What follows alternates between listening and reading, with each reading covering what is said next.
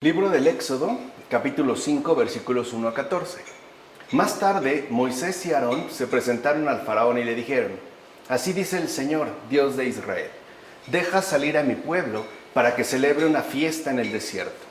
Respondió el faraón: ¿Quién es el Señor para que tenga que escuchar su voz y dejar salir a Israel? No conozco al Señor y no pienso dejar salir a Israel.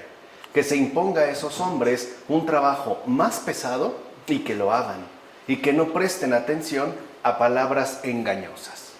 Mira, podemos preguntar por qué se dice al pueblo que Dios ordenó sacar a los israelitas de Egipto para llevarlos a la tierra de Canaán. Y en cambio, al faraón se le dice que el pueblo quiere hacer un viaje de 3 días en dirección al desierto para ofrecer sacrificios a su Dios, tal como su Dios se lo había mandado. ¿Acaso hay mentira aquí?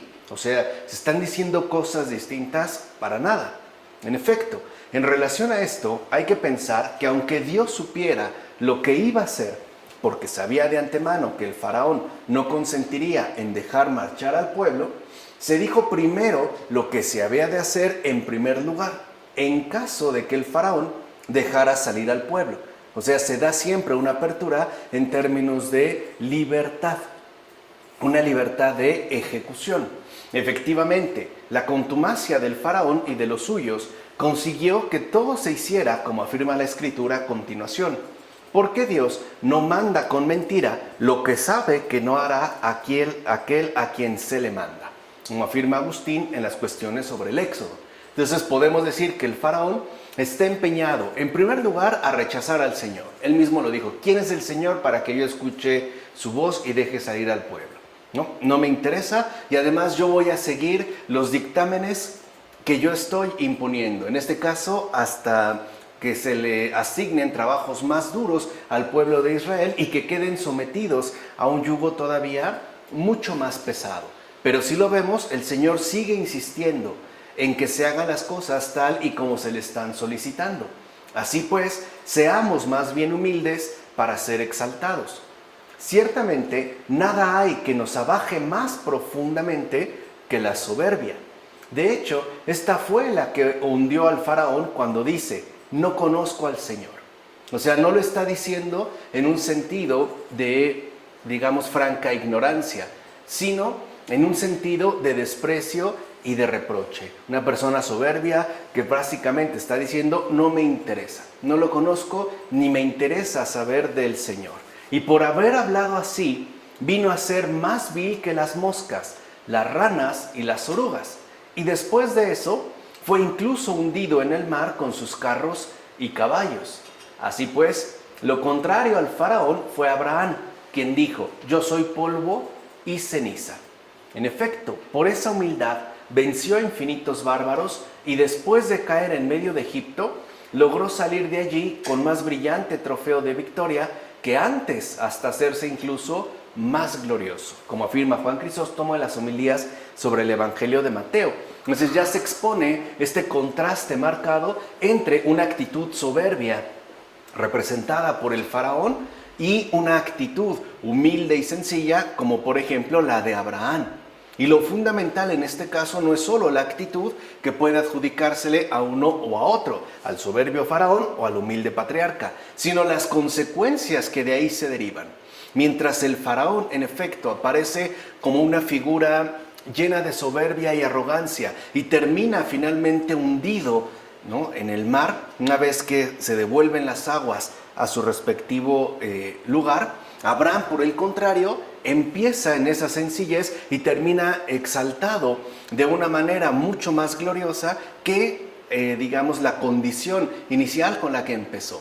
Así pues, debemos de estar muy atentos para entender no solo en qué consiste la soberbia y la humildad, en este caso respectivamente, sino y ante todo, hacia dónde es que nos conduce en tanto trayectoria vital. O sea, la soberbia tiene una trayectoria y hay que entender en dónde acaba. Por el contrario, la humildad también tiene su respectiva trayectoria, que es ya evidentemente, como aquí podemos observar, completamente opuesta a la que se desprende de esa trayectoria nefasta que trae consigo la soberbia. En consecuencia, puesto que los buenos y los malos hacen lo mismo y padecen lo mismo, se los distingue no por las acciones y los castigos, sino por las causas. En efecto, el faraón atormentaba al pueblo de Dios con trabajos duros y forzados. No obstante, Moisés afligió a ese mismo pueblo con terribles reprensiones cuando se conducía impíamente. Como ves, ambos hicieron lo mismo, pero de ninguna manera buscaban sacar el mismo provecho, ya que uno se hinchaba con su dominación y el otro se inflamaba con la caridad, como afirma en una de sus cartas el gran Agustín. Y en efecto es así. O sea, no hay que atender solo a lo que pueda aparecer en un primer plano de exposición, sino habrá que indagar en esas causas profundas que están motivando una cierta actuación u otra. Por ejemplo, en el caso del faraón, está actuando bajo una soberbia con el afán de destruir a un pueblo.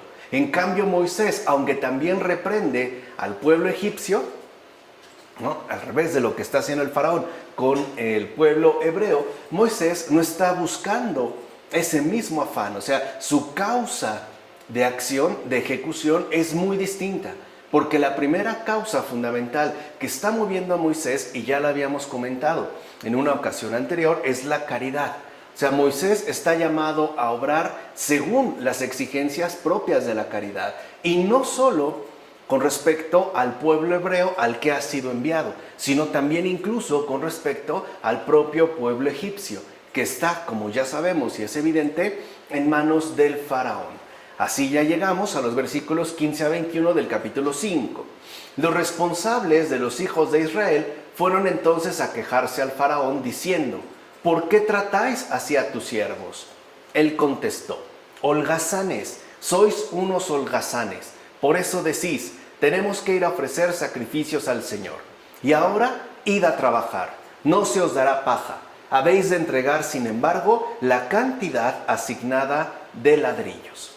Los responsables de los hijos de Israel se vieron en gran aprieto cuando les dijeron: no disminuiréis en nada la asignación diaria de ladrillos. Se encontraron con Moisés y Aarón, que les estaban esperando a la salida de su visita al faraón, y les dijeron: que el Señor os examine y os juzgue, pues nos habéis hecho diosos ante el faraón y ante sus siervos, y habéis puesto en su mano una espada para matarnos. Entonces veamos cómo incluso el propio obrar del Señor puede generar reacciones adversas en aquellos que en principio se verán beneficiados. O sea, para estos hebreos, al sentir la exigencia mayor del faraón y el endurecimiento de los trabajos que les han sido asignados, las privaciones, ¿no?, se verán privados de paja, pero tendrán que seguir cumpliendo de todas maneras con la cuota de ladrillos asignada, se sienten incluso contrariados con Moisés y con Aarón. Es como si prefirieran que las cosas se quedaran así, tal y como estaban antes, sin exponerse quizá a una suerte de dureza innecesaria. Vemos pues que el faraón sabía bien que es propio de quien está desocupado el buscar a Dios. Por eso reprende a Israel y les dice que son holgazanes. En efecto, para el faraón es claro que al estar desocupados adorarán a Dios. O sea que sí se requiere un tiempo importante de desocupación para centrarse de lleno en la adoración debida a Dios. Recuerden en el caso de Génesis, el día del descanso, dirigido en efecto a esa adoración de comunión con el Señor. Por eso entonces lo que hace el faraón es incrementar, de acuerdo con sus propios criterios, las exigencias de trabajo asignado. O sea, por eso mismo les recarga mucho más el trabajo, para que no encuentren ni un momento de desocupación y puedan entonces dedicarse a la adoración a Dios. De hecho, es tal la carga de trabajo que cuando lleguen a sus respectivos lugares de descanso, lo único en lo que estén pensando es en la necesidad de dormir debido al cansancio y a la fatiga. Pues bien, ese es el ocio bueno y útil del que no está ocupado en un trabajo. Este ocio bueno y útil es el que produce el descanso necesario para adquirir las doctrinas salvadoras. O sea, también necesitamos un tiempo de descanso un descanso necesario que es inseparable de este ocio bueno y útil para que podamos adquirir, asimilar las doctrinas salvadoras. En síntesis, no nos la podemos pasar trabajando todo el tiempo. En primer lugar, porque desatendemos el deber primario, que es la adoración a Dios. Y en segundo lugar, porque lo único que va a ocurrir es que nosotros quedemos doblegados por la carga de trabajo que se vuelve ciertamente interminable. Algo que, como sabemos, en el mundo actual está ya muy en boga. O sea, para muchas personas el trabajo es lo primero, es lo más importante, a tal grado de que la persona ya no trabaja para vivir, vive para trabajar y solo para trabajar. Y es tal, ¿no?, la carga de trabajo o la absorción laboral que puede padecer, que ya no hablemos de que no adquiere las doctrinas salvadoras ni se centra de lleno en esa adoración de Dios, sino que incluso descuida aquello que tendría mucho más cerca y por ende bajo su respectivo cuidado. Por ejemplo, la familia. ¿Cuántas familias no se han desintegrado debido a causas laborales? O su propia salud, o las relaciones amistosas, etcétera, etcétera, etcétera. O sea, en pocas palabras, el mundo moderno ha sido muy eficaz en la extinción casi total de este ocio bueno y útil, que el faraón incluso reconoció y que por eso quería privar al pueblo hebreo de ese descanso, ¿no? No es casual que se identificara ya desde muy pronto Egipto con el mundo en general y al faraón con su respectivo déspota, que como sabemos y los padres de la iglesia lo han dicho, es el diablo. Por el contrario, el ocio malo es el de los atenienses, los cuales no tenían otro ocio sino el de decir u oír novedades, como se afirma en Hechos, en el capítulo 17, versículo 21. O sea, los atenienses utilizaban el ocio no para adquirir las doctrinas salvadoras, que es lo que esperaba también en este caso el pueblo de Israel, y el faraón sabía, por eso los quería privar, sino que lo empleaban simple y sencillamente para empezar a hablar de ciertas novedades y, en pocas palabras, como hoy diríamos nosotros, perder el tiempo sin algún tipo de provecho real. Lamentablemente, este ocio malo e inútil es el que ahora también imitan algunos, abusando del tiempo de descanso en la vida, en lugar de aprovecharlo para buscar y profundizar en la verdad del Evangelio, como afirma Basilio de Cesarea en las homilías sobre los Salmos. Y aquí también ocurre algo muy similar en el tiempo actual. A veces puede ser que independientemente de la carga laboral que tenga cada uno de nosotros, tendrá ciertos espacios o ciertos periodos de descanso. Lo importante es saber en qué los empleamos, en qué literalmente aprovechamos esos espacios, aunque no sean tan prolongados, de algún tipo de descanso. Somos más como los atenienses, que a lo mejor buscamos ciertas novedades en las actuales redes sociales, sin obtener un profundo y real provecho de todo ello, o por el contrario, buscamos aprovechar al máximo esos breves espacios, periodos de descanso para profundizar en la verdad del Evangelio y por ende para tener una más profunda e íntima comunión con el Señor. Ahí es también cuando podemos hablar de la verdadera administración del tiempo, que no tiene que ver, como a veces lo plantean en el mundo actual, como una especie de administración de actividades más o menos productivas, lúdicas e incluso lucrativas. No, sino cuál es aquello en lo cual nosotros basamos esos breves intervalos de descanso. Por último, fíjate en esto. En Moisés y Aarón están prefigurados la ley y los profetas. En efecto, uno es la resonancia de la voz y el otro es ya la palabra dicha. Recuerden que ahí está como una comunión de misión entre ambos. Moisés es la resonancia de la voz. Por el contrario, Aarón, que es el que se comunica directamente con el pueblo, es ya la palabra dicha. Además, suele suceder con frecuencia que el ser humano débil murmure en su interior contra las palabras sagradas, ya que después de escuchar las palabras celestes y de empezar a seguirlas, aparece la oposición del rey de Egipto, es decir, la tentación del espíritu maligno, Por eso acuérdense que en filosofía católica habíamos hablado también de esa voz que está ahí, ¿no? Como susurrándonos en sentido opuesto a lo que nos revela el Señor. O sea, que va en contra, pues, de la verdad. Por eso, el médico del alma que la hace progresar debe indicarle con precisión las pruebas que va a encontrar, sobre todo pruebas de oposición, que si recuerdan en el pasaje citado, la gente no ha reconocido y prefiere estar, por decirlo así, tranquilo con el espíritu maligno, sin que se vea por ello acosado o sometido a mayor presión.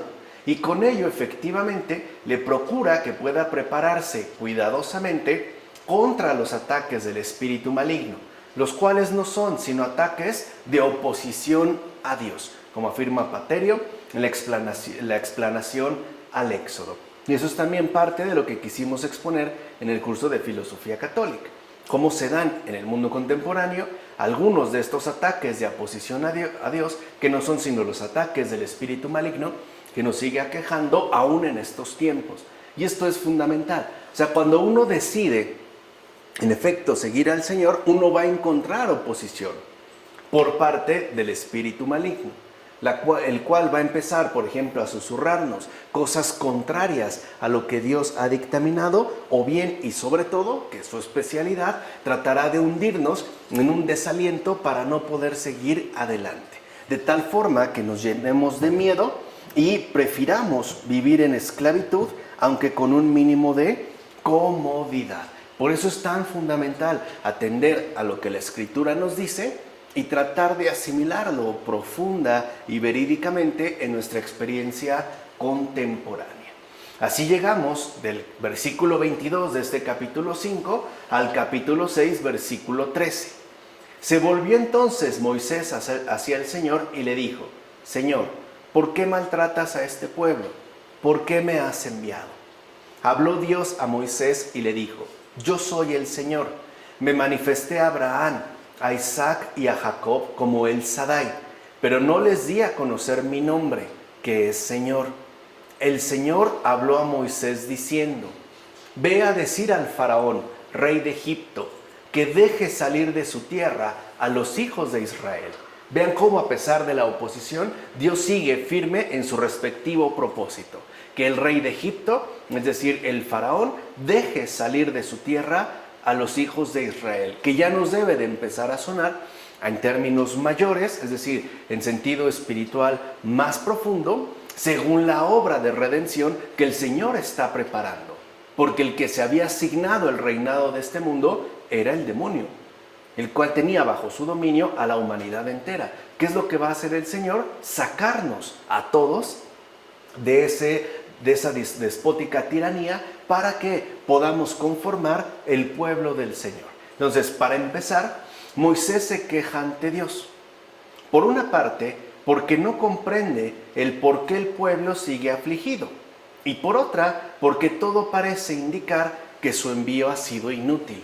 Y esto es muy común también en el caso del seguimiento al Señor. Pareciera pues que si cumplimos la voluntad de Dios, o bien no cambia nada, o no parece que cambie absolutamente nada, o bien incluso pareciera que los esfuerzos realizados con sinceridad, con empeño, con honestidad, son completamente inútiles. Parece incluso, por decirlo de alguna manera, un trabajo desgastante, pero estéril. Aunque no es así, pero así se vive, así se experimenta.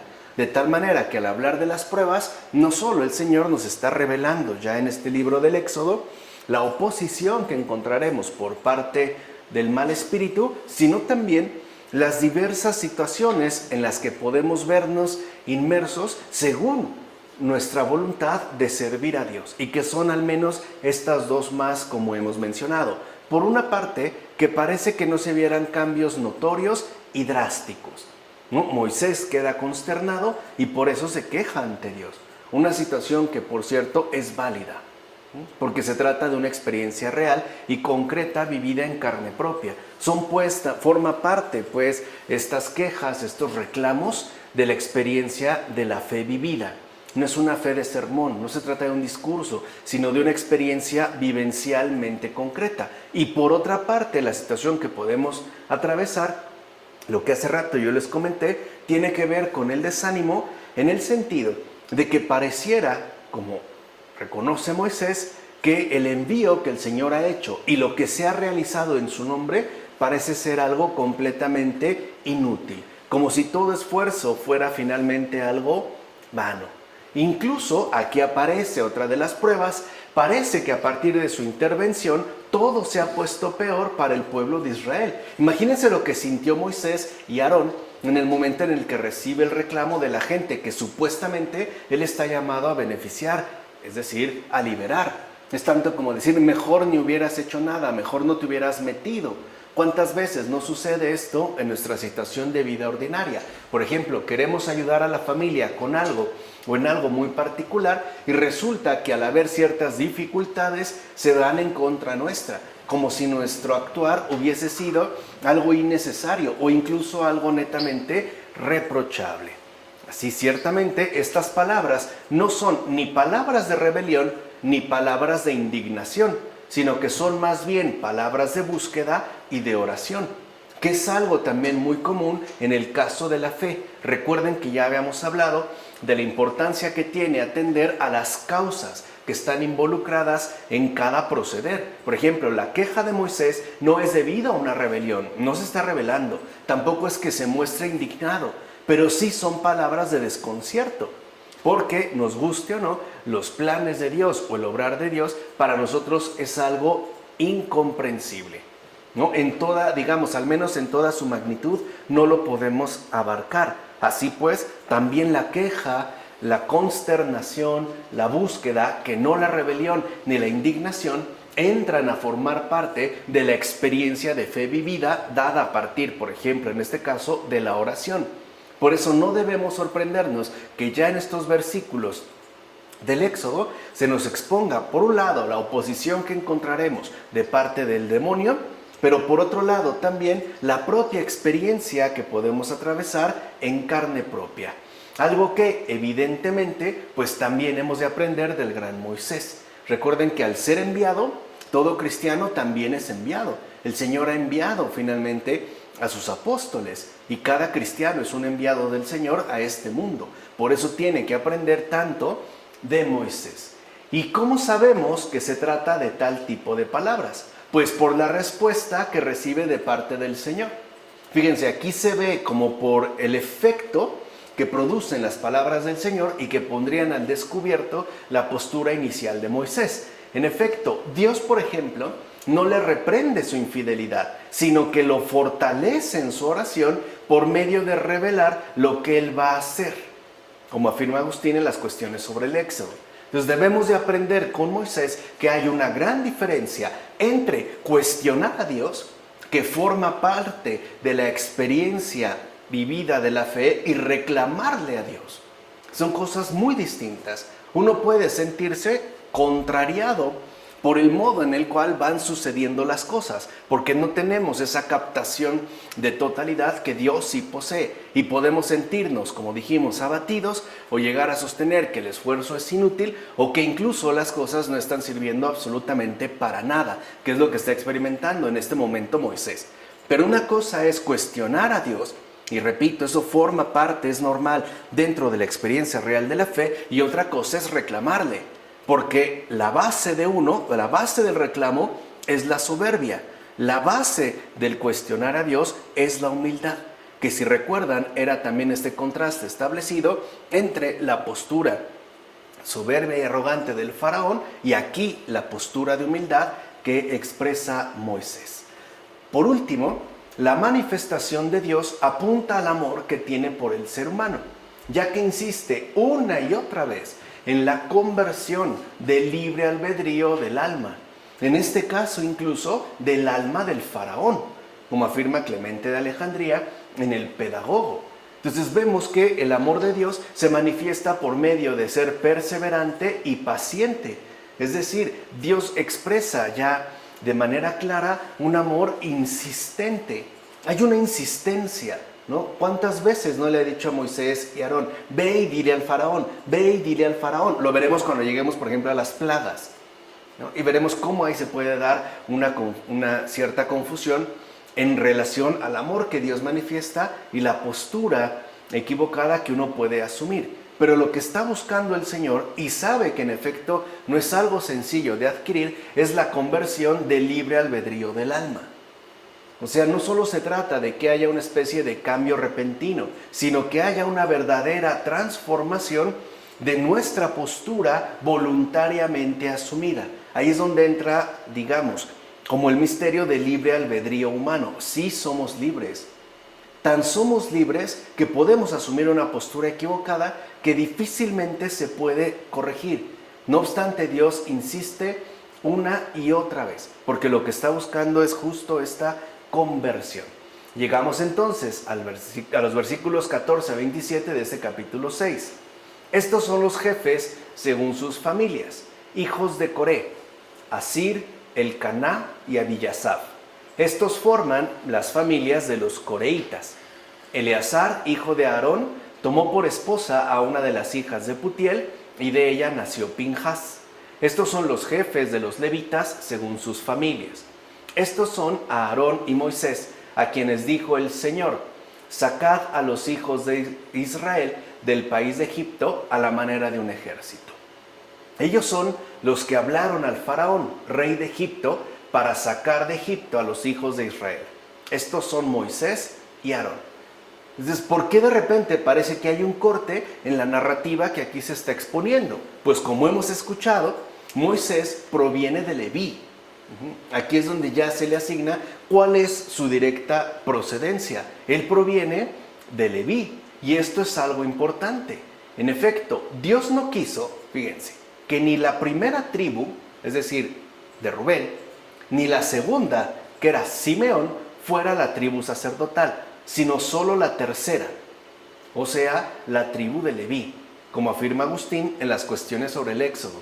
Y con esto se deja en claro que la salida de los hijos de Israel del país de Egipto fue una obra de Dios, una suerte de celebración litúrgica, que si recuerdan ya en unos versículos anteriores, cuando el Señor le manda decir al faraón que deje salir el pueblo, le dice para que celebre una fiesta en el desierto, o sea, para que tenga esta celebración de encuentro con el Señor. Por eso no es casual que entonces sea Moisés de la tribu de Leví, o sea, hasta la tercera, que se envíe a sacar al país de Egipto. Con esto se dejaría en claro, pues, que se trata de una obra enteramente divina, que tiene también un modo de proceder ciertamente litúrgico. El Señor está obrando como por partes. De hecho, en esa insistencia no es que lo realice todo de una vez por todas, sino que lo va realizando a la manera de una celebración litúrgica que tiene, aquí sí, como objetivo final la liberación del pueblo. Pero para que esto acontezca, primero hay que atravesar toda una serie de situaciones sumamente complejas y complicadas, y que lo podemos incluso equiparar con la propia celebración litúrgica, por ejemplo, ya de la iglesia. Para que nosotros llegáramos a la celebración litúrgica, a la Eucaristía, hubo que pasar no solo lo vivido por el pueblo de Israel, sino la vida, pasión, muerte y resurrección del Señor Jesús. Todo en un obrar, en un tempo más bien musical, cuya realización de redención se va dando de manera lenta, pero efectiva, de manera, por decirlo así, progresiva. No puede ser litúrgica si es la primera o la segunda. ¿De cuál? Porque no puede ser litúrgica si es de la primera tribu o de la segunda. Porque si fuera nada más por ejemplo, de la primera tribu, en el caso de Rubén, pareciera que fuera una especie como de obligación dada por ser simplemente el primero, el único. El segundo, digamos, como un sustituto de este, como si fuera una cuestión meramente cronológica, en orden de aparición. Pero que sea hasta el tercero, recuerden que la tribu de Leví es la tribu de donde proviene toda la orden sacerdotal del pueblo de Israel. Por eso se deja hasta la tercera, para que se den cuenta que es una obra litúrgica realizada por la tribu de Leví, y que a su vez, al ser de la tribu de Leví, vincula directamente con la obra misma de Dios. Por eso no se le deja ni a Rubén ni a Simeón, sino hasta Leví. Es lo que dejaría confirmado aquí. Ahora bien, 3 son los hijos de Coré cuyos nombres encontramos en Éxodo. Asir, que se puede interpretar como instrucción. Elcaná, que se traduce como posesión de Dios. Y finalmente Abiasaf, que en griego se puede traducir como congregación del Padre. Entonces vean cómo incluso estos 3 hijos de Coré son importantes ya con sus respectivos nombres. Primero es requerida una instrucción. ¿Para qué se requiere la instrucción? Para alcanzar la posesión de Dios, la posesión de la verdad, el encuentro con la verdad. Y a partir de aquí, a partir de esta posesión de Dios, ahora sí, se daría paso a la congregación del Padre, que es la liberación del pueblo de Israel, el pueblo de Dios, que ahora en efecto ya conocemos como la iglesia, que ha sido efectivamente obra de su redención. Sin embargo, estos 3 no aparecen como divididos, sino como conformando una sola voz. De hecho, los 3 funcionan verdaderamente en armonía y por eso también se les asigna en ese lugar en específico.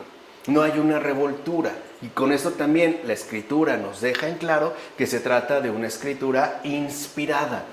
Cuando se dice que la escritura es obra del Espíritu Santo, se está refiriendo a que en estos detalles que pueden parecer insustanciales es un mero prodigio de gracia. Así pues, fíjense, la liberación es obra, instrucción del Padre, cuya posesión, el Hijo, indica también la final congregación, hecha por el Espíritu Santo, como afirma Orígenes en el comentario al Evangelio de Mateo.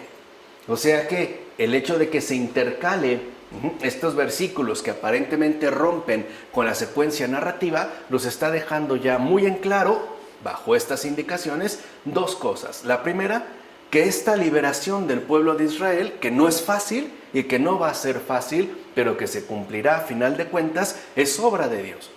Pero esta obra de Dios es la obra del único Dios vivo y verdadero, el Señor tu Dios, que es Padre, Hijo y Espíritu Santo.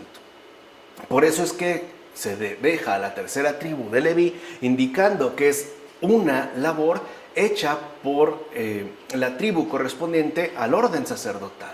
O sea, hay una comunión pues de la voluntad divina con, también en este caso, el obrar humano, a través precisamente de Moisés. Llegamos así al versículo 28 de este capítulo 6 y llegamos al versículo 7 del capítulo 7. Ahora bien, el día que el Señor habló a Moisés en el país de Egipto, dijo el Señor a Moisés: yo soy el Señor. Escuchen muy bien cuántas veces ha repetido esto el Señor a Moisés. No es la primera vez que se lo dice. ¿Y esto para qué lo hace? Dicho sea de paso, para darle confianza, que entienda que el que está hablando no es cualquiera. Y así, a pesar de todas las dificultades que pueda encontrar, se llene de gran confianza. Vean, di al faraón, rey de Egipto, todo lo que yo te diga. Vean, ya le está dando la instrucción. Tú ve y haz. Ya hay aquí claramente definido esta situación del enviado del Señor como el que cumple un mandato dado por el Señor. Di al faraón, ve, ¿no?, con él y dile todo lo que yo te diga. Pero Moisés replicó ante el Señor: mira, que soy torpe de palabra. Entonces dijo el Señor a Moisés: mira, yo te hago como un Dios ante el faraón. Yo endureceré el corazón del faraón, pero multiplicaré mis signos y prodigios en el país de Egipto. El faraón no os escuchará, pero yo extenderé mi mano contra Egipto y sacaré del país de Egipto a mis ejércitos, a mi pueblo, los hijos de Israel, mediante severos castigos. Moisés y Aarón así lo hicieron. Como el Señor les había ordenado, lo hicieron. Cuando hablaron al faraón, Moisés tenía 80 años y Aarón 83. Para empezar, la Escritura nos enseña que nunca debemos poner excusas ante el Señor. Nunca. Si el Señor ha enviado, es porque no solo ha puesto un voto de confianza en nosotros, sino que al mismo tiempo nos otorga su respectiva gracia para llevar a cabo el encargo dado. Moisés, por ejemplo, parece querer excusarse en la debilidad de la voz. Y no solo ante una multitud de gente, sino también ante el propio Señor. No obstante, la torpeza en la palabra no impide que el Señor actúe en una persona. Por eso a Moisés se le dice que será como un Dios ante el faraón, pues será asistido por la gracia de Dios, lo cual evidentemente no es obra humana, como afirma Agustín en las cuestiones sobre el Éxodo. O sea que debemos de quitarnos ya este pensar equivocado de que cuando se dice que lo hará como un Dios es porque tendrá como destellos de gran sorpresa o sumamente llamativos por su mero proceder, y no es así. Cuando se afirma, por ejemplo, a Moisés que lo hará como un Dios, es porque el propio Moisés, a pesar de todo, su debilidad en la palabra, su inseguridad, lo que sea, será asistido por la gracia de Dios. Esto es ser como un Dios. Por eso los que se llaman hijos de Dios son realmente los que son asistidos por la gracia de Dios. Acuérdense el presbítero Juan cuando dice, no solo nos llamamos hijos de Dios, sino que lo somos. No está diciendo porque hagamos cosas poderosas o extremadamente llamativas. Lo dice ya por la asistencia ininterrumpida de la gracia de Dios. Y esto en relación con la receptividad que podamos tener de esta gracia. Lo cual algo va a dejar en claro, no es obra humana. Por decirlo así, para que quede claro que es obra de Dios, como se dijo en los versículos anteriores, este proceder perfecto se va a hacer a través de medios imperfectos. Por ejemplo, Aarón. Por eso vemos que la imperfección no es pretexto para que Dios lleve a cabo su obra. Por ejemplo, puede ser que algunos santos, algunas santas del Señor, hayan alcanzado un altísimo grado de santidad debido a la receptividad de la gracia concedida por Dios mismo. Pero eso no significa que hayan alcanzado de igual manera un mismo nivel de perfección. Aún así tendrían sus imperfecciones. Pero estas imperfecciones no son obstáculo o impedimento para llevar a cabo la obra que el Señor está realizando. Por eso a lo mejor puede haber cosas que nos gusten mucho de algunos santos, de algunas santas, pero otras que no nos agraden tanto. Pero lo fundamental ya no está dado, digamos, en estas observaciones, sino que algo nos queda claro. Esto que se ha realizado no es obra humana. No es algo que se realice mediante recursos netamente humanos, que es lo que también se está aclarando en el caso de Moisés. Dijimos todo lo que tenemos que aprender. No solo quizá las pruebas a las que nos podemos ver sometidos, sino también a la confianza puesta por entero en el Señor, a pesar incluso de mis imperfecciones. Fíjense, las imperfecciones no se quitan, por lo menos no del todo. Pero lo importante no es que yo me quede excusado, literalmente, las imperfecciones, sino que dé un paso por encima de ellas para confiar de lleno en la gracia que Dios siempre nos concede a todos y cada uno de nosotros. Y con ello también algo se nos deja en claro. Moisés era un ser humano como cualquiera de nosotros. Lo mismo que cualquier santo del Señor, no son superhumanos, no son rarezas. La única rareza de un santo es el grado de aceptación de la gracia de Dios en su vida. Eso sí es lo raro. Eso es lo que realmente lo hace raro. O sea, el nivel de aceptación de Dios en su vida. Esa es la rareza. Aunque tenga también ciertamente sus imperfecciones. Pero es con lo que el Señor cuenta. Y así como el Señor cuenta con nosotros, también nosotros evidentemente necesitamos contar con Él. Por otra parte, lo dicho a Moisés, te haré como un Dios, tiene un alcance mucho mayor. En efecto, ¿con qué derecho se le va a negar a Cristo que haya sido constituido Señor y Dios de todas las criaturas ante el faraón de este mundo? ¿Se dan cuenta cómo se da este paralelismo entre lo ocurrido al pueblo de Israel de manera históricamente concreta y lo ocurrido en términos espirituales al nivel ya de la redención? Así pues, con estas palabras se nos invita, como dice también Novaciano en su texto sobre la Trinidad, a no negar la divinidad del Señor Jesús. También ya es una insistencia dada. La obra hecha por Jesús en esta tierra no es una obra meramente humana. Es la obra de un verdadero hombre que al mismo tiempo es un verdadero Dios. Es verdadero Dios. ¿Por qué? Porque solamente Dios podía vencer al tirano de este mundo, es decir, al demonio, con todo lo que implica, con el respectivo poder del pecado, con ese sometimiento a la muerte y sobre todo con esa esclavitud terrible de la humanidad en su conjunto al error, a la mentira, al engaño, es decir, a las tinieblas. Ahora bien, Moisés fue constituido como un dios entre los egipcios. Esta denominación expresa el siguiente significado también: un cierto poder de visión o de acción. ¿No era eso lo propio de los dioses en aquel lugar? O sea, cuando se iba a consultar, por ejemplo, un oráculo basado en un cierto dios, el interlocutor presentaba una visión o a lo mejor algún consejo de acción. Era lo que, por ejemplo, se le reconocía en estos términos a los dioses antiguos. Y sin embargo, esto no significa que a Moisés se le haya dado la naturaleza divina, que es lo que habíamos mencionado, sino solo un cierto poder de acción, como afirma Basilio de Cesarea en una de sus cartas.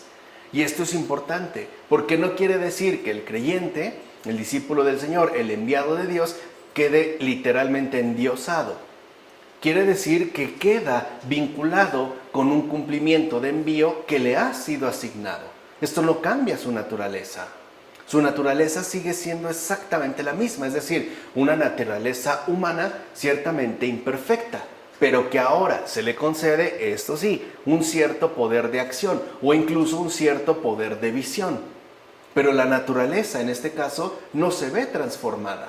Y esto es importante de tener en cuenta en un momento todavía donde para los padres de la iglesia, ¿no?, los dioses siguen teniendo un peso enorme. No olvidemos que, por ejemplo, en Roma, por mencionar algo quizá más cercano a nosotros, a muchos de los emperadores se les endiosaba, se les transformaba en dioses, a lo mejor por las enormes conquistas militares que habían llevado a cabo o por los triunfos alcanzados, qué sé yo, se les volvía dioses, se les quería en este caso como atribuir una naturaleza completamente distinta, por ejemplo una naturaleza divina. Aquí, ¿qué tenemos? Justo lo contrario. El Señor no es que altere nuestra naturaleza, se involucra con ella tal y como es y concede su gracia de una u otra manera. Puede ser en términos de visión, o bien puede ser también en términos de acción. Por ejemplo, hay santos que son más de acción. Se han reflejado en las obras que llevan a cabo. Una Teresa de Calcuta, por ejemplo. Pero hay santos que no son necesariamente de acción, son como más de visión. Ejemplo, un Agustín, como más intelectual. Pavel Florensky. Pavel Florensky no es tanto de acción, es de visión, pero pone las bases fundamentales para que ésta se lleve a cabo. Y al revés, para que haya una adecuada acción, tiene que haber una adecuada visión. Tiene que haber un fundamento. Hay quienes son más de visión y otros son de acción, pero eso no quiere decir que adquieran una naturaleza divina. Por eso los santos no son Dios en sí mismo. Son hechos como un Dios en base a la asistencia de la gracia. ¿Cómo entender entonces tal afirmación? Mira, Moisés era como un Dios ante el faraón, pero no por ello deja de ser un servidor de Dios. Eso no cambió. Eso no ha cambiado lo más mínimo. ¿O acaso no es verdad que los astros iluminan la noche, pero ciertamente son eclipsados por el sol, y de forma tal que a plena luz del día ni siquiera podríamos saber que tales astros existen? ¿Qué es pues una lámpara ante una gran hoguera? Por eso, aunque Moisés haya sido enviado como un Dios ante el faraón, recuerden, una persona asistida por la gracia de Dios, prevalece siempre lo que es superior, es decir, el envío mismo de Dios y su divina asistencia, como afirma Gregorio Nacianceno en las cartas teológicas. Y esto es muy importante, porque para que podamos apreciar realmente la obra o la aportación, ya sea de visión o de acción de un santo, lo que necesitamos tener ante todo muy claro es en qué consistió su envío, el envío mismo de Dios, y cómo es que se dio su divina asistencia. O sea, no es un asunto netamente humano, sino que debemos de captar de manera simultánea el envío mismo de Dios que le ha otorgado y de qué manera Dios mismo ha llevado a cabo su divina asistencia. Esto es lo que siempre se detecta como lo superior. Lo que tendemos pues a perder de vista en el caso de los santos es lo importante. Por ejemplo, ¿cuál fue el envío de un santo y de qué manera Dios realizó su divina asistencia?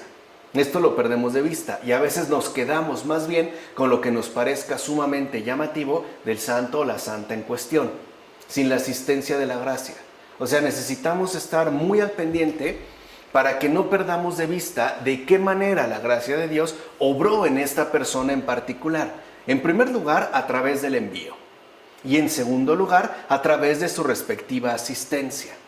De tal forma que no perdamos la naturaleza concreta de la persona, claro, imperfecta, pero real, y la asistencia de Dios por medio de su gracia, en tanto cumplimiento, en tanto, si lo quieren ver así, efectividad. En pocas palabras, nunca perdamos de vista a Dios como lo único central y fundamental en el caso de sus enviados, o sea, en el caso de los santos, de las santas, sea quien sea. Pues bien, Cristo excedió de tal manera la dignidad de la condición humana que se le reconoció como Dios aquí en la tierra. En efecto, victorioso sobre todas las pasiones y para nada aprisionado por las trampas mundanas, Cristo resplandeció de tal manera que incluso nos mostró la pureza de aquella ciudadanía que está en los cielos. Así pues, su autoridad fue del todo regia, según el modelo de una virtud perfecta que solamente Dios posee, como afirma Ambrosio sobre Caín y Abel. Vemos esta insistencia, por ejemplo, no solo en el caso de Basilio, sino de Ambrosio, porque recuerden que es el momento donde están en su apogeo las primeras grandes herejías, las cuales o bien negaban la humanidad real de Jesús, o bien negaban o de otra manera su real divinidad. Por eso los padres insisten una y otra vez en aquello que nosotros confesamos, a veces sin mayor problema, es decir, sin mayor meditación, que Cristo es verdadero Dios y verdadero hombre. Aunque para nosotros nos parezca ya de lo más evidente, la realidad es que no lo es. Tan no lo es que los padres están muy al pendiente de que eso, es decir, lo importante, lo esencial, no se pierda de vista. Incluso al remitirlo, por decirlo así, al perfil moral del propio Jesús, reconociendo que su virtud fue tan perfecta, o sea, fue un ejemplar en el ámbito moral que no podía consistir en un mero humano. Tenía que ser, si lo quieren ver así, algo más grande, algo mayor. Por eso, dicho sea de paso, hay personas que aunque no reconozcan a Jesús como Salvador, sí lo reconocen como un gran maestro moral, que tiene algo en especial que no lo haría, por ejemplo, igual a cualquier otro humano. Para Ambrosio era evidente que incluso dentro de esta perspectiva era posible reconocer que la virtud expresada por el propio Jesús, victorioso sobre todas las pasiones, no para nada aprisionado de las trampas mundanas, sino al contrario, liberando a los demás, ayudándoles a salir de la esclavitud, etc., le otorgaba una autoridad que, en último término, no correspondería a nada de este mundo. O sea, él finalmente, incluso con solo esto, sería posible reconocer que Cristo no es de este mundo, que es algo que en todo caso solamente Dios posee. Pero si algunos piensan que Cristo es llamado Dios porque tuvo una cierta inspiración de la divinidad, como muchos otros santos varones, sepan que se equivocan. Vean cómo también la cuestión va sobre esta cuestión de las herejías. O sea, no se trataría de afirmar que solo Cristo fue un inspirado, como podría ser algún otro. En efecto, no debemos pensar que debió ser igual a cualquiera de ellos. No olvidemos que uno solo es Dios, es decir, el que vino al mundo en calidad de tal, como también insiste Ambrosio en ese texto sobre la fe. O sea que aquel que se ha manifestado de esta manera tan peculiar, de esta manera tan luminosa, de esta manera tan drástica, corresponde a Dios mismo, ya que este que vino al mundo es Dios en cuanto tal. es pues el Verbo encarnado. En efecto, yo he dicho, dioses sois, hijos del Altísimo, como se afirma en el Salmo 82. Escucha esto, Eunomio. Vean cómo se dirigen hacia los herejes. Escucha bien, Arrio, y quienes afirman que el Hijo de Dios es hijo igual que nosotros. Mira, somos dioses, pero no de forma natural, sino por medio de la gracia, que es en lo que ya habíamos insistido anteriormente. ¿O no es verdad que a todos cuantos lo acogieron les concedió la potestad de llegar a ser hijos de Dios, como se afirma en el Evangelio de Juan? De hecho, el Hijo de Dios se encarnó para que los seres humanos llegaran a ser dioses. Recuerden que es una de las afirmaciones más tajantes y más rotundas que mantuvieron los padres de la Iglesia. Por eso, nuestra dignidad es todavía mucho mayor, ya que no se nos llama simples hijos por creación, sino dioses por gracia. Aquí está la cuestión fundamental. Todos somos hijos de Dios por creación. Por eso entendemos por qué un San Francisco de Asís hablaba de hermano Sol y hermana Luna, como hijos de Dios también por creación. Pero al darnos una distinción diferente en términos de dioses, se reconoce la asistencia de Dios en nuestras vidas por gracia, que sería la diferencia. Solo así somos dignos de ser llamados hijos de Dios, o sea, por gracia, no por una mera inspiración o por una mera afirmación arbitraria. Todos poseemos un cuerpo, un alma y un espíritu, y asimismo se nos ha concedido una adopción y una deidad. No obstante, nunca olvidemos nuestra naturaleza, ya que todos somos de la misma condición, es decir, todos igual nacemos e igual morimos, como afirma Jerónimo en el Tratado sobre los Salmos. Vean cómo se insiste una vez más en la primacía fundamental que tiene la gracia y que de hecho no anula la naturaleza, sino que la plenifica y la lleva verdaderamente a su plenitud. Así pues, ¿qué es lo que vemos? Que esta cuestión de la naturaleza y la gracia es muy importante y no debemos de perderla de vista jamás. Porque cuando esta cuestión se pierde, por eso dimos también el curso sobre Wittgenstein, sobre la naturaleza y la gracia, entonces vienen múltiples errores, dejamos la puerta abierta a la herejía y nos hundimos en multitud de mentiras. Esto lo debemos de tener como muy, muy claro. Pues bien, Moisés fue hecho Dios porque se le concedió la gracia de ordenar los elementos a su favor para aumento de sus triunfos. Por ejemplo, el mandar al mar retirarse, mandar a las aguas a solidificarse, a las profundidades secarse, etc.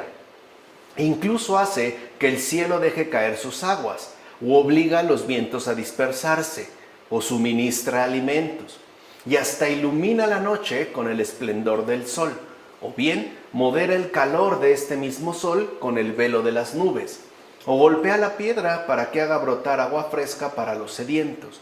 Así pues, Moisés es el primero que da a la tierra la ley del cielo, o sea, el primero que da normas escritas para vivir en la tierra según el cielo, como afirma Pedro Crisólogo en su sermón. Y esto es algo fundamental, que si lo ven, tiene que ver con la conjunción recta y ordenada de la naturaleza y la gracia. O sea, la ley dada a Moisés, que posteriormente ya se concederá, es una ley que en efecto proviene del cielo, pero para vivir en la tierra. La ley es una gracia, pero dirigida a nuestra propia naturaleza humana. Ese es de hecho el primer paso de comunión entre el cielo y la tierra, lo que se conoce como alianza entre Dios y los seres humanos, entre Dios y su pueblo. Se da pues esta relación, esta vinculación, muy importante aquí ya en la tierra con la ley del cielo. Por eso Moisés va a adquirir un papel tan fundamental, porque como afirma Pedro Crisólogo, es el primero que dará normas escritas para vivir ya en la tierra según el cielo, y es lo que se conoce como la ley, que de hecho es la ley que mantendrá, ¿no?, en pie al pueblo hebreo durante mucho tiempo. y cuya preparación o plenitud, consumación final, tiene que ver con la aceptación de la obra de Dios en este mundo, es decir, con la encarnación y la resurrección del Señor. Así pues, Dios mismo los llamó dioses, reyes y señores, no por su naturaleza, sino porque reinaron y dominaron sobre todas las pasiones, y con ellos guardaron pura la semejanza divina conforme a la cual habían sido hechos. Para esto, en efecto, fue dada la ley a Moisés. Ahora entendemos cuál es el verdadero propósito, el sentido real, profundo de la ley dada a Moisés. Además, Dios mismo también los honró en cuanto se unieron voluntariamente a Él, es decir, en cuanto acogieron libremente al huésped divino y participaron por gracia lo que Él es por naturaleza, como afirma Juan Damasceno en la exposición de la fe. Y este es un hijo de Dios, el que participa por gracia de lo que Dios es por naturaleza. Recuerden ya la revelación del nombre de Dios a Yahvé: yo soy el que soy. Por otra parte, démonos cuenta que Dios incluso usa bien de los corazones malos para lo que quiere manifestar a los buenos, o bien a los que habrá de hacer buenos. Y aunque la manera de ser de cada corazón en la maldad, es decir, la inclinación al mal que tenga cada corazón, se produzca por propia culpa, lo cual aumenta por decisión de la propia voluntad, sin embargo, para que la voluntad se mueva hacia una parte u otra, tiene que suceder por aquellas causas que impulsan el ánimo. Estas causas, por ejemplo, no están en poder del hombre.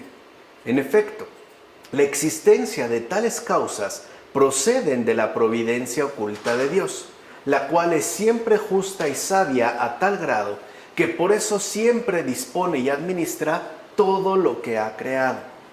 Por tanto, fue culpa del faraón el tener un corazón que la paciencia de Dios no lo moviera a compasión, sino a la impiedad. El faraón, en efecto, optó por lo que quiso. Dicho de otra manera, se resistió malignamente a reconocer lo mandado por Dios, lo cual en efecto es una opción providencial para el ser humano. Ahí entra la cuestión del libre albedrío. Ahí es cuando habla este padre de la iglesia de las causas ocultas de la divina providencia. Resistirse a Dios es una opción providencial. Entonces eso es algo que también Dios concede. ¿Es obligatorio? No. Pero forma parte de este ámbito de posibilidades. De hecho, fíjense, eso significa la palabra endurecimiento. O sea, el hecho de ser inflexible ante los mandatos de Dios, indoblegable. Recuerden que lo que quiere Dios una y otra vez con el faraón es que éste se mueva con pasión. No obstante, se empeña en su respectiva oposición. Pues bien, a pesar de este corazón endurecido, el Señor hará que se salven los que temen a Dios. Así, por ejemplo, ante la posibilidad de un lucro para cometer un homicidio, el avaro se mueve de una manera y el despreciador del dinero de otra. Aquel se mueve para cometer el crimen y éste lo hace para evitarlo. Pero la proposición del propio lucro no estuvo en poder de ninguno de los dos. Así pues, a las personas malas les sobrevienen causas que no están bajo su control. De hecho, esas causas son las que asumen por propia culpa según su voluntad. Cada quien ha optado por lo que ha querido. Y esta opción, aunque no forma parte de nuestras causas realizadas por nosotros mismos, sí están, por decirlo de esta manera, a nuestra disposición. No son pues los creadores del mal que escogen, sino adeptos posteriores. En consecuencia, cuando oímos decir en la Escritura, yo endureceré, debemos entender, yo mostraré qué duro y empedernido es, tal y como de hecho quedó en claro. Evidentemente refiriéndose al faraón, como afirma Agustín en las cuestiones sobre el Éxodo. Por último, y ya con esto terminamos el día de hoy, se menciona la edad avanzada de Moisés para que comprendamos lo siguiente. Recuerden, Moisés tenía 80 años y Aarón 83. ¿Por qué se menciona entonces la edad avanzada tanto de Moisés como de Aarón, aunque sabemos que aquí, ¿no?, la línea fundamental apunta a Moisés. Pues para que entendamos que los servidores de Dios deben ser personas ya maduras. No se puede ser negligente. Tiene que adquirirse o alcanzarse un cierto nivel de maduración, tanto en sentido moral y humano, es decir, por naturaleza, como en sentido espiritual, es decir, en este caso, por gracia. Esto es muy importante también de tenerlo en cuenta. Repito, los servidores de Dios deben ser personas ya maduras, tanto en sentido moral y humano, es decir, por naturaleza, como en sentido espiritual, es decir, por gracia. Esto hay que tenerlo en cuenta. Bueno, pues espero que estos aportes de los padres de la Iglesia nos ayuden a profundizar mucho más en la palabra viva, que siempre tiene algo que decirnos. Vamos a dejarle hasta aquí. Del Padre, del Hijo, del Espíritu Santo. Amén.